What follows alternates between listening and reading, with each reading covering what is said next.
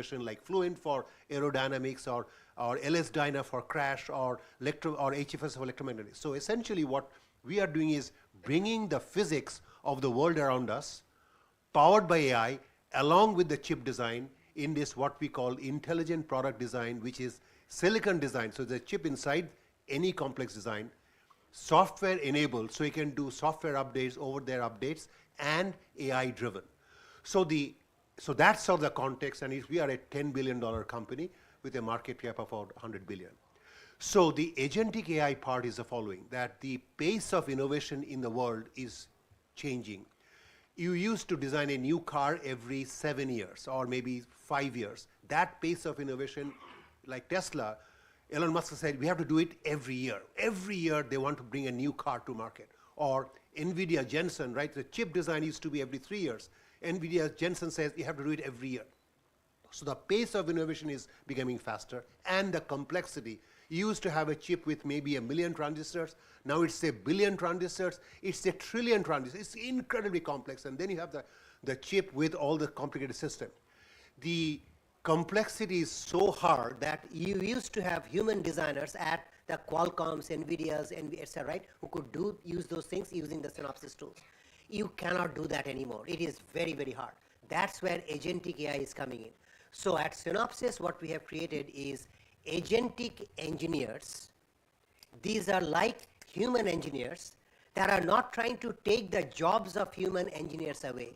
They are going to complement the job of a human engineer. So you at Broadcom, Qualcomm may have 100,000 engineers, but you will be complemented with another 200,000 agentic engineers from Synopsys who will do the lower level reasoning job like a human, right? But the human will still be in the loop to make sure that you're not doing drastic sort of bad things, right?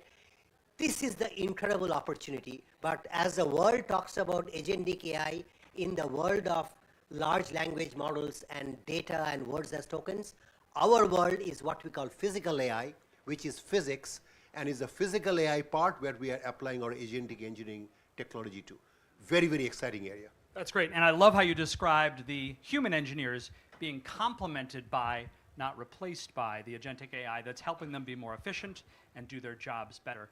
Caroline, I think of payments networks as having used AI for decades, literally. The fact that you can take in a fireside chat, and we'll hoping that it's truly remarkable. When you think about how payments networks work, it is truly remarkable, the technology, especially since you're processing.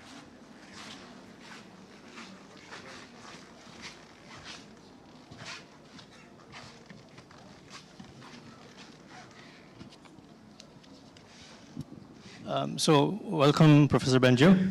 Thank you for having me. Our pleasure.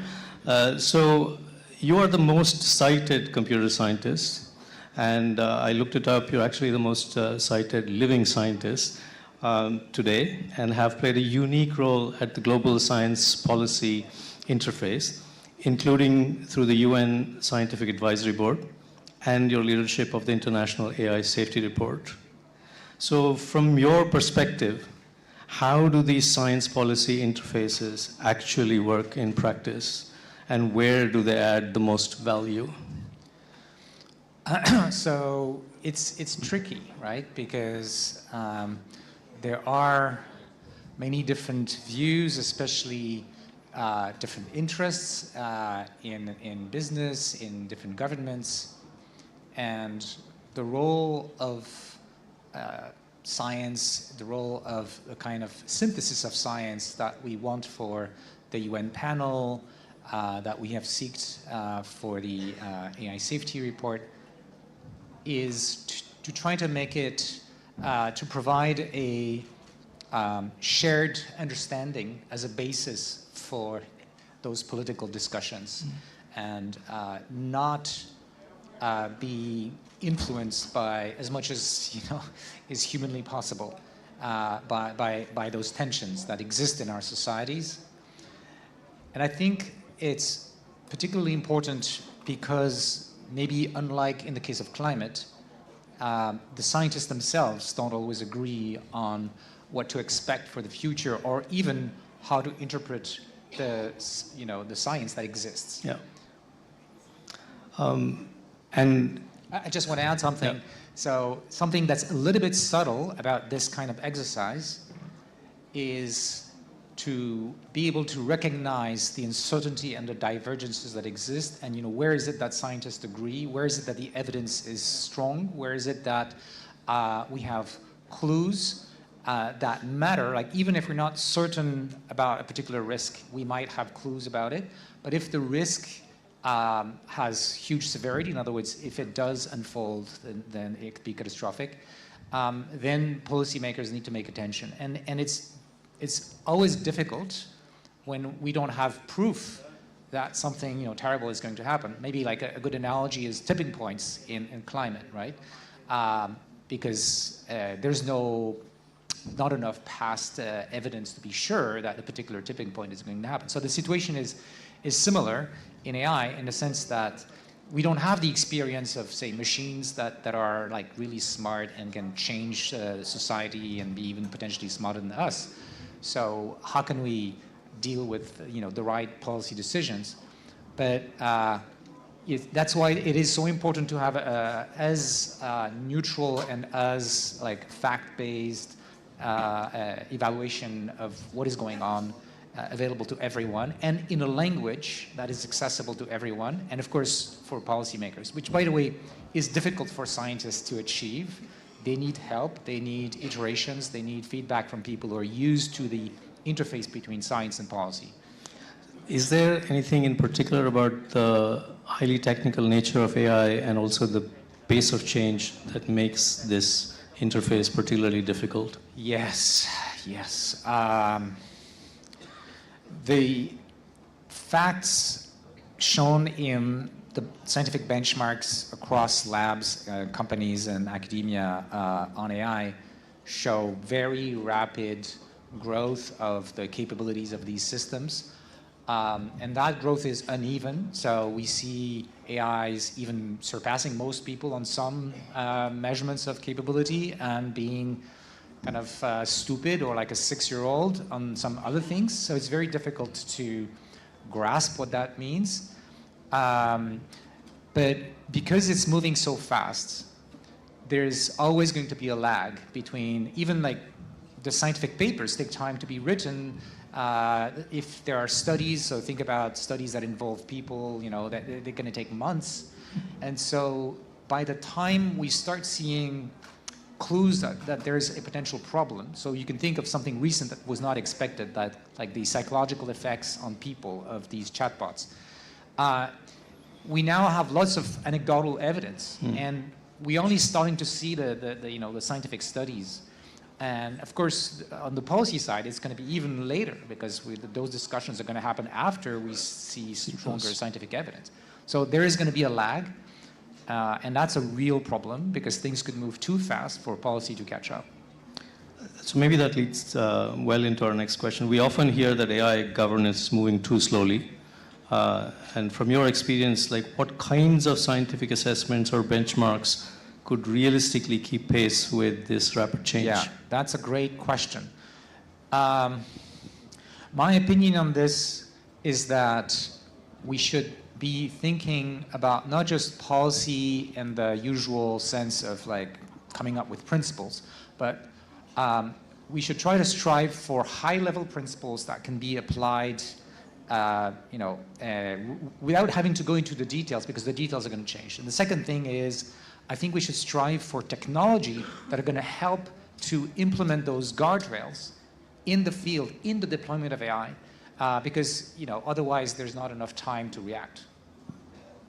Well, thank you for those insights. And also congratulations on your recent appointment to the Independent International Scientific Panel on AI. In a few words, how do you see this new panel helping to strengthen the link between science and global AI policymaking? Well, I think there's something really important about this panel, and it's its global aspect and being rooted in the UN. And the reason I'm saying this is that AI is going to be transforming our world very clearly, and it's going to have global effects, whether it is on the good side, the benefits, or on the risks, but also the kind of power relationships that are going to be changing in the future. And I'm personally very concerned about how this will unfold for developing countries in the global south. And we need to work in a multidisciplinary way so that we can foresee those effects and we can start discussions to make sure that everyone is at the table and no one is on the menu. Well, well said, Professor Benjo. Well, thank you very much for kickstarting our discussion. We will now turn to our panel. So,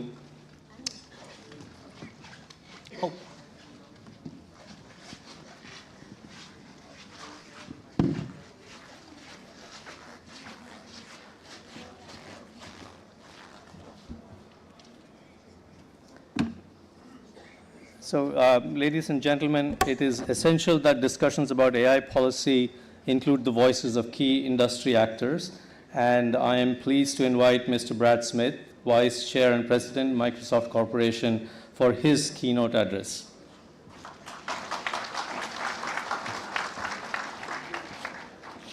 Well, good morning, everyone. It's a pleasure to be here. My apologies for being a few minutes late. I want to offer a couple of thoughts this morning. The first thing I think we should come together to think about is that, in my opinion, this is a moment in time when we need to reflect on and reinvest in the importance of the United Nations. There is a well-known economic theory that says that humanity is in many ways almost destined to repeat its great economic mistakes every 80 years. The reason it's 80 years is because that is basically the lifespan of human beings. And so every 80 years, almost everyone who had any living memory of a prior financial calamity has left the planet.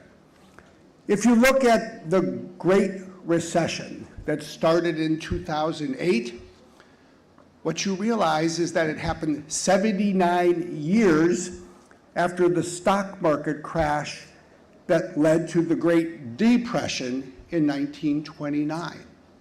And you can follow this series of financial mistakes all the way back to the bursting of the tulip bubble in the Netherlands hundreds of years ago.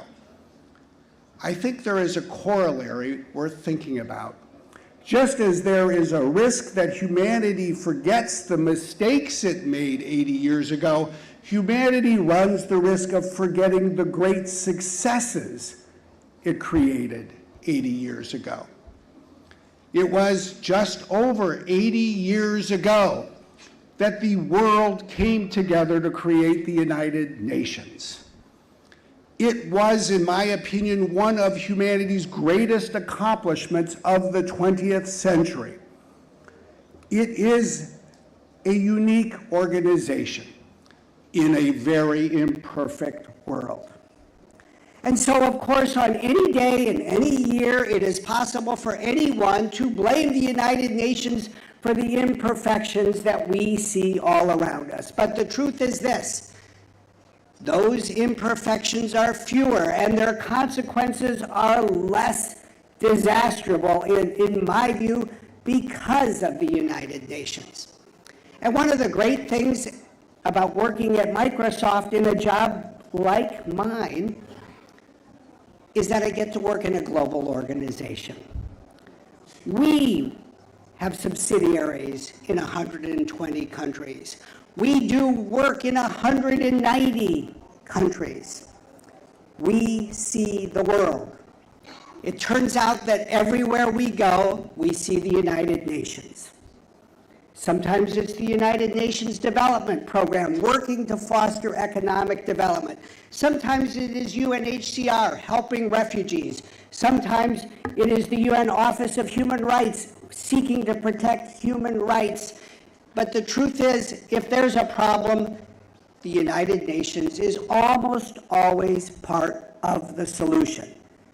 We need to remember this. And we need to remember that however challenging the last 80 years have been, we have managed as humanity, as a species, to live with the ever-constant presence of nuclear weapons without using them or destroying ourselves. The United Nations has, in fact, in my view, been indispensable to not just the protection of people, but the preservation of our species. Why does that matter now? Why should we talk about it today and this week in Delhi? Because here we are on the cusp of the future. A technology that we all know will likely change the future. Here we are in the second month of the second quarter of the 21st century, and we need to focus on how we bring the institutions on which we rely into that future. So then let me talk about a second aspect that I think is so important to think about this morning. One of the things I'm constantly struck by leading a global organization is how often everyone disagrees with each other about almost everything. But one of the things I've learned along the way is that I think one of the reasons people so quickly disagree is that we rush so quickly to debate competing solutions. This happens in domestic politics, it happens in international diplomacy, it frankly happens in a global company. It actually happens everywhere, even in families. As soon as there's a problem, people want to talk about the solution. And then people have different solutions, and then they debate, and they disagree, and they argue, and sometimes it's even worse than that.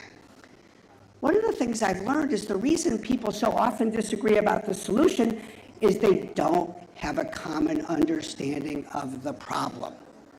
They don't spend enough time talking about the problem. They don't have a shared contextual understanding of the problem they're trying to solve. They're too quick to want to blame someone for the problem, and then that spirals into a discussion that becomes completely unconstructive. Why does that matter today? Because what we're here to talk about today is all about creating a more common understanding together based on science of where artificial intelligence is going. This is an indispensable tool. Indeed, it's a critical service for humanity. So we can all learn together, we can all think together, we can all understand together what is going on in the world. I think it's especially critical, to be honest, when it comes to artificial intelligence, because I think if you even consider most of the conversations you have about this technology, I would argue that it has two flaws. The first flaw is it usually involves people making very grandiose predictions about the future. You know what? I've worked in the tech sector for 32 years. I have listened for more than 3 decades to my colleagues in my industry around the world make bold predictions about the future. No one ever holds them accountable a decade later for whether they were right or wrong. I used the researcher agent in Microsoft Copilot a couple weekends ago, and I loaded a lot of names, I won't say whom, but you can guess.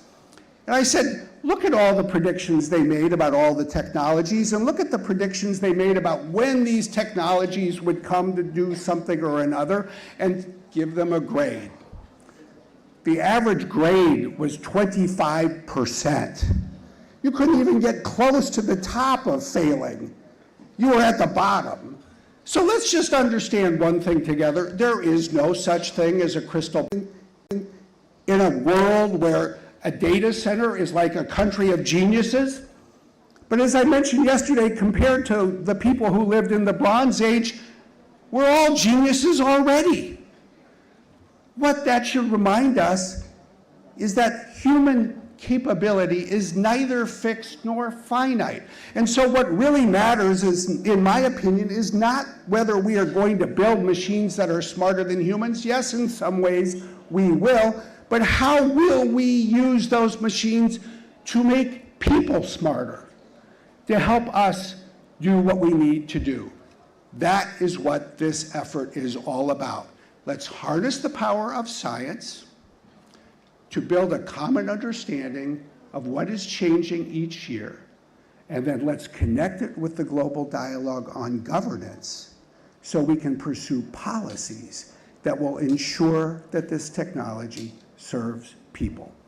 There's no better place to get started than here. There's no better time than now. And let's face it, there is no better institution on the planet that can do more to serve humanity and protect the world than the United Nations. And on behalf of Microsoft, I just want you to know we are putting our full energy and resources to do everything that we can to help. Thank you very much.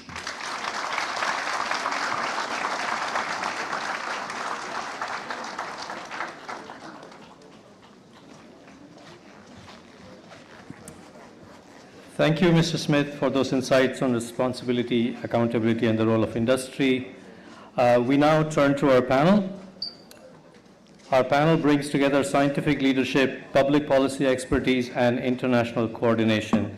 Please welcome to the stage our speakers, Professor Balaraman Ravindran, IIT Madras, Swaumya Swaminathan, former Chief Scientist, WHO, Ajay Kumar Sood, Principal Scientific Advisor to the Government of India, and Anne Bouvereau, France's Special Envoy for AI. I am also pleased to introduce our moderator, Amandeep Singh Gill, Under-Secretary General and Special Envoy for Digital and Emerging Technologies. I invite him to guide the discussion. Thank you very much.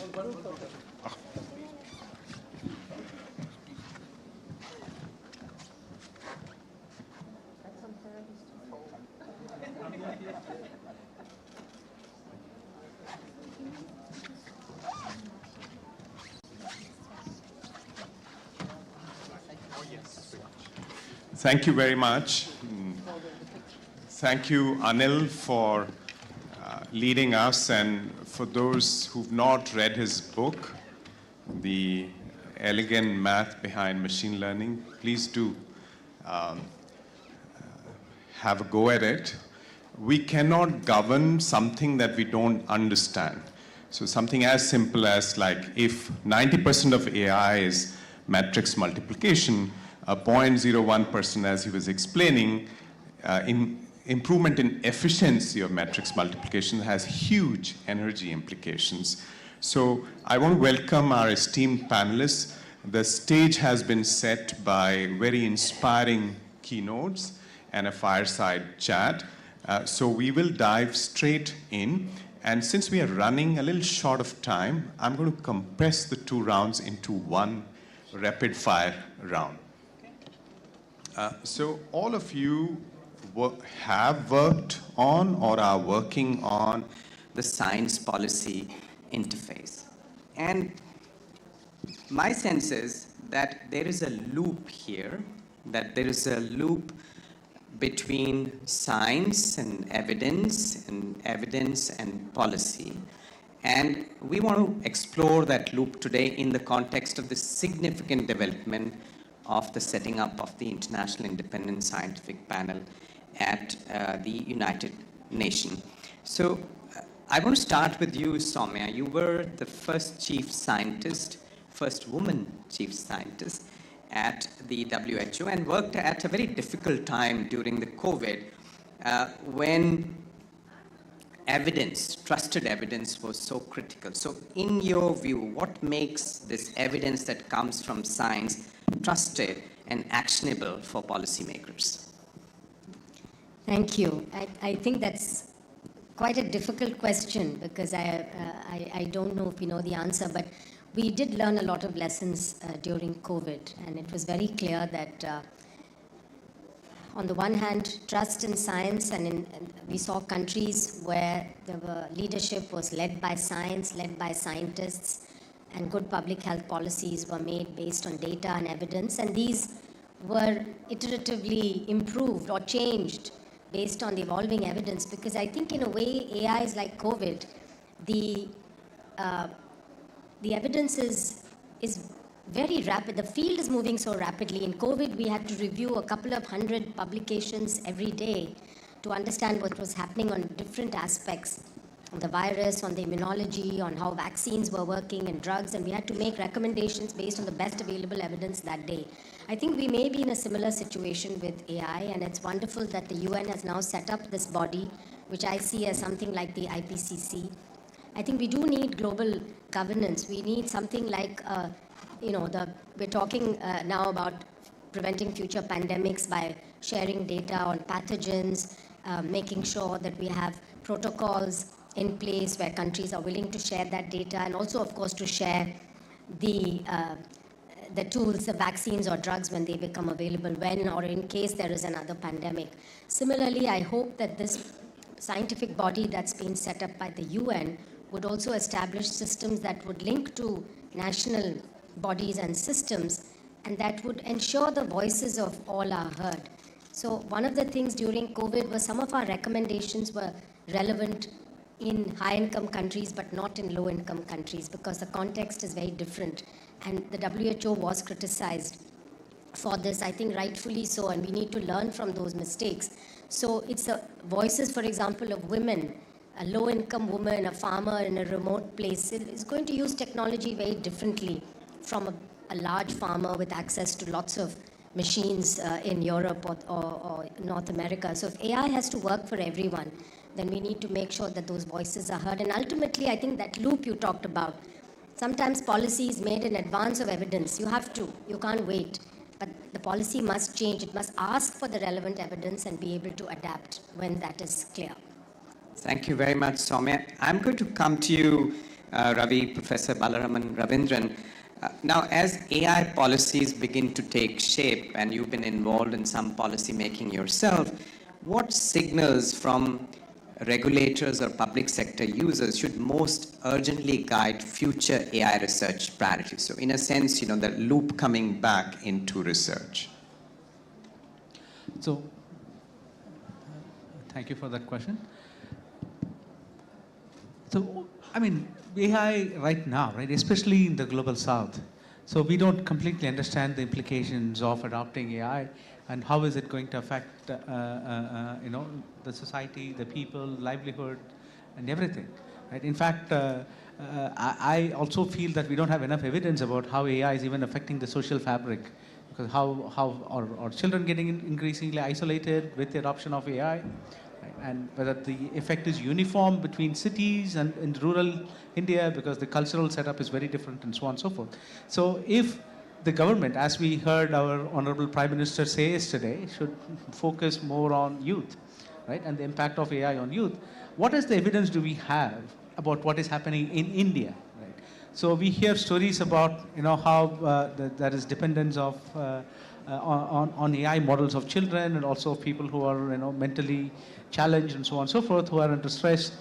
But all of these stories are coming to us from the West. Right? So what is it that's happening in India? So when we have these kinds of policy decisions that have to be made, the government says that AI should be pushing, efficiency in agriculture. Right? So do we have a benchmark in India that can evaluate the efficiency of or effectiveness of these AI models in agriculture? What are the kinds of flaws, right, that happens when I, for example, build a bot that can act as a co-pilot for a farmer? Right? So these are bigger challenges. So we have a lot of questions that we have. If I can quickly follow up, where do you actually see evidence for impact in the Sustainable Development Goals space? I mean, just a quick example or two.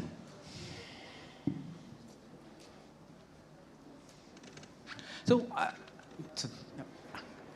that was not in the notes he gave us earlier, so I have to think on my feet here. Now you have our So let me take one thing that we are very familiar with, we are working on right now, is on the education space, right? So for example, so we don't have evidence of AI interventions.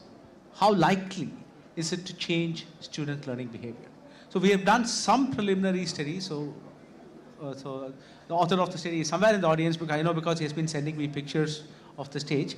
So what we have found out is the effectiveness of AI adoption is a direct function of habit. So if the students are using AI more, then they tend to, but now I don't know what is the causal factor there. I don't know if the causal factor is whether they are using AI more, therefore they get better effect, or do they use AI more because they are getting better effect, better impact from AI. So these are questions that we have to ask. Even in something as simple as education. I'm saying simple because there's a lot of positive buzz around using AI in education. But even there, we need a lot more evidence to come in place. Thank you, Ravi, and we're honored to have you on the new International Independent Scientific Panel.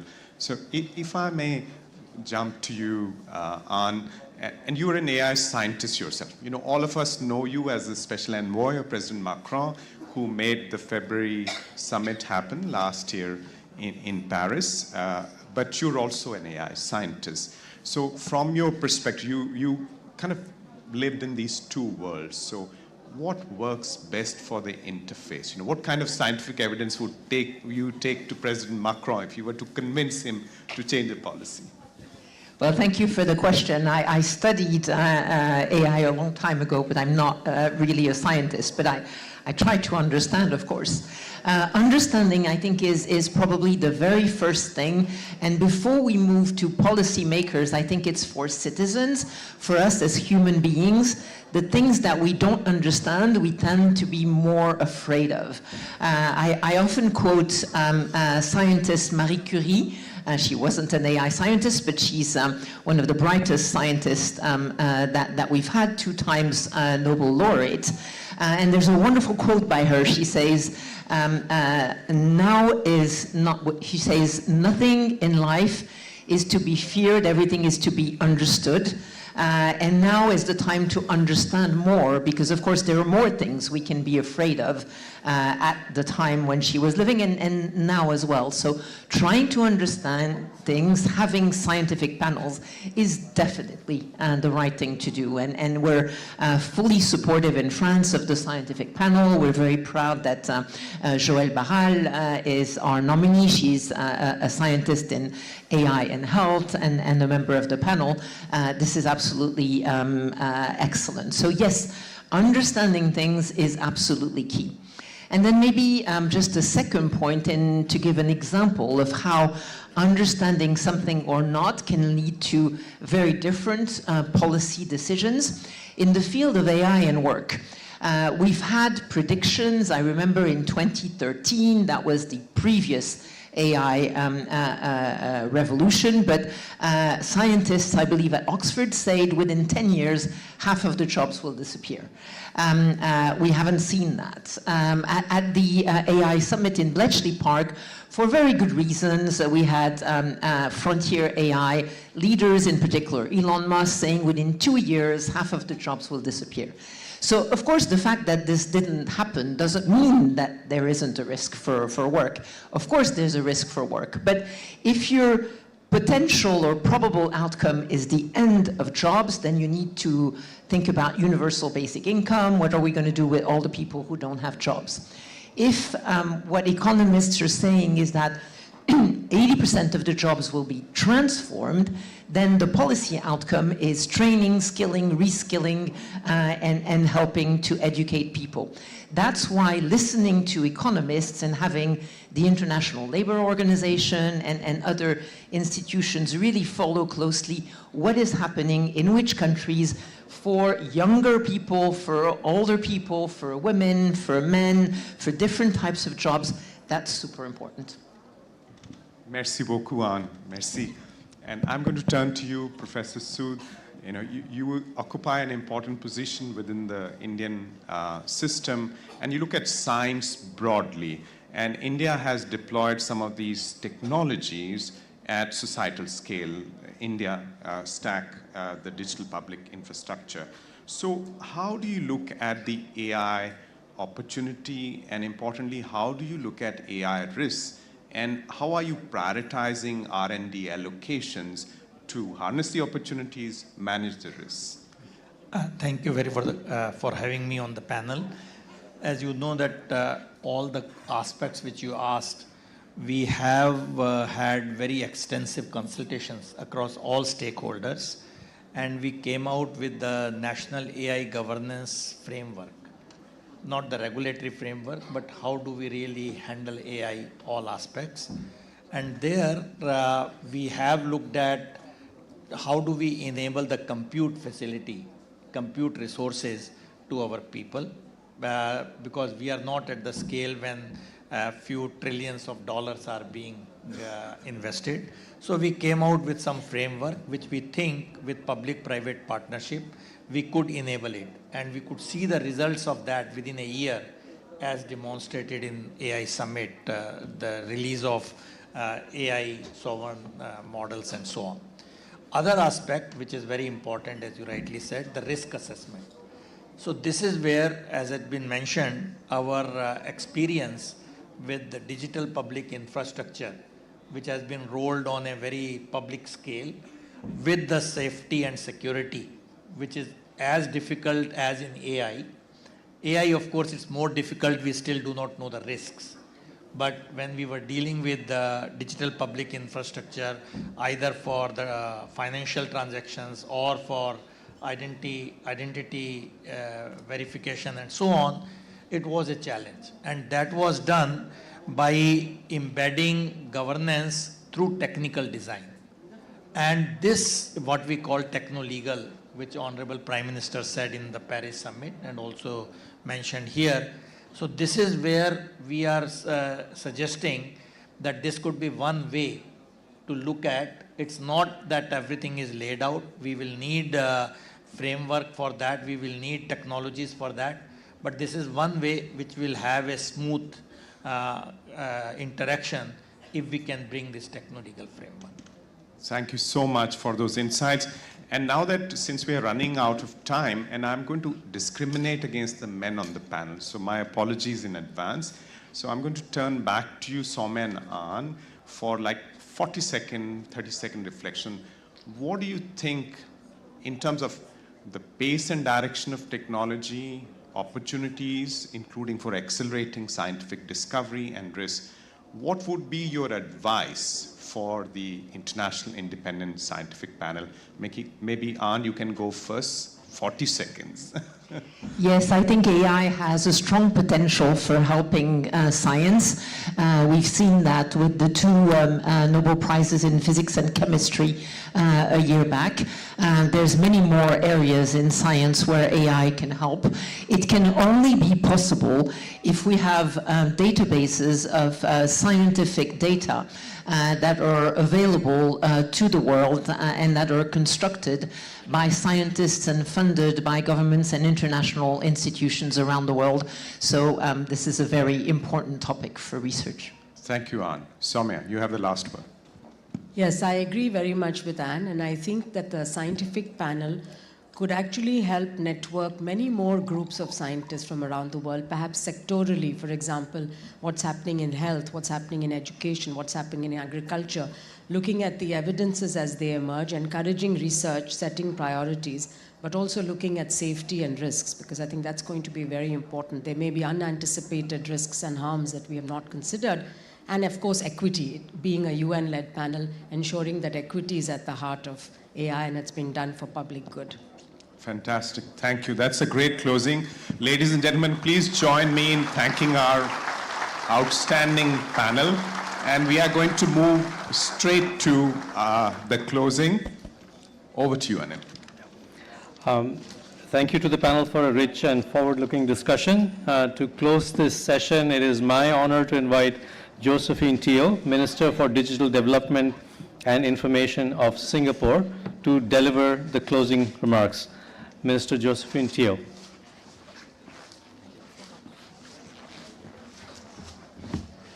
Good morning, everyone.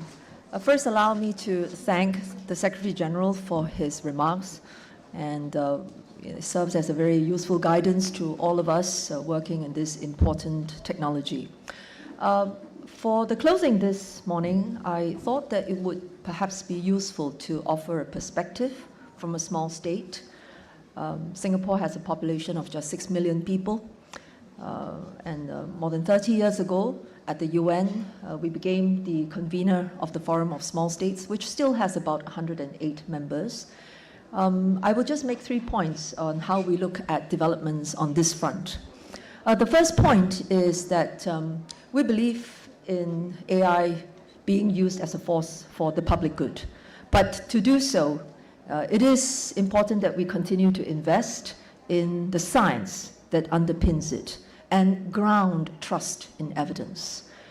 This certainly requires sustained investment in research, and is also the reason why we set aside $1 billion in a national AI R&D plan, which will include foundational and applied research into responsible AI. We believe in it, and we have to put money behind this effort. There are, of course, other investments, such as in building up a digital trust center. It's our designated AI Safety Institute that has been participating in important conversations on this topic, as well as setting up a Center for Advanced Technologies in online safety. So those are just some of the efforts that we can dedicate resources to doing as a small state. The second point I want to make is that there is almost always going to be a tension between moving quickly, given the pace of AI development, and moving carefully, giving the latest evidence that presents themselves on what we should be paying attention to. Both impulses are necessary, and we believe it is not impossible to try and balance them through integration of science and policy. It is not easy, but it is not an effort that we must give up on. I should just add that on this score, it will be much better if we can cooperate internationally to develop sound approaches that can also be interoperable across different jurisdictions. And this is one effort that we believe underpins the work that is being carried out by the UN. And this brings me to my third point. I want to highlight the important role that an organization like the United Nations plays in facilitating global discourse to bridge science and policy. I cannot overemphasize the importance of this effort. We must recognize that global AI governance landscape is becoming increasingly fragmented. There are multiple initiatives, frameworks, and institutions. The UN's unique value lies in your legitimacy and inclusiveness to encourage interoperability across efforts. The Secretary talked about this too. We therefore welcome the establishment of the Independent International Scientific Panel on AI, building on the work of the UN High-Level Advisory Body on AI, which published its report on governing AI for humanity at the end of 2024. We note that the panel's multidisciplinary approach covering machine learning, applied AI, social science, ethics, all of these are necessary to address the complexity of AI governance challenges. Finally, I would just like to acknowledge that we now have substantial convergence on the high-level AI principles. Joshua talked about this. Transparency, accountability, fairness, safety, but the challenge is in operationalizing them. We need to find standardized evaluation methodologies that work across different regulatory contexts. We need capacity building so that all countries can meaningfully engage with the technical evidence and not just with the large AI research ecosystems. I would encourage all stakeholders to view scientific input not as a constraint on policy flexibility, but as a foundation for more durable, effective governance that can maintain public trust. We need to keep the conversations going, one where science informs governance and governance sharpens science. I would just perhaps end by highlighting Singapore's continued commitment to contribute to advancing these discussions. We were very fortunate to host the International Scientific Exchange on AI safety and to bring about the Singapore Consensus on Global AI Safety Research Priorities. Joshua was in Singapore for this very momentous event. We will continue to participate in joint testing efforts of the International Network for Advanced AI Measurement, Evaluation, and Science. We have organized 2 editions of the Singapore AI Safety Red Teaming Challenge, the first multicultural and multilingual AI safety red teaming exercise focused on the Asia-Pacific region. And as chair of the ASEAN Work Group on AI Governance, we have actively spearheaded efforts to foster a trusted environment in ASEAN by adapting global norms and best practices for ASEAN, and in bringing about regional harmonization through the ASEAN Guide on AI Governance and Ethics, as well as expanding it to address the risk in generative AI. We are now working within ASEAN to explore practical tools for AI safety testing and aim to collectively develop a set of AI safety benchmarks that reflect our region's concerns. And finally, I'd like to welcome all colleagues to join us in Singapore for the second edition of the International Scientific Exchange, which we expect to take place on the 17th and 18th of May. And we look forward to furthering our discussions in this area. Thank you very much once again.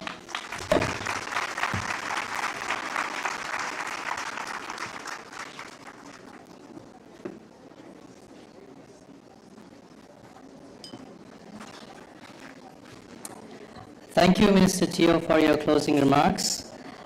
This session is now concluded. Thank you very much.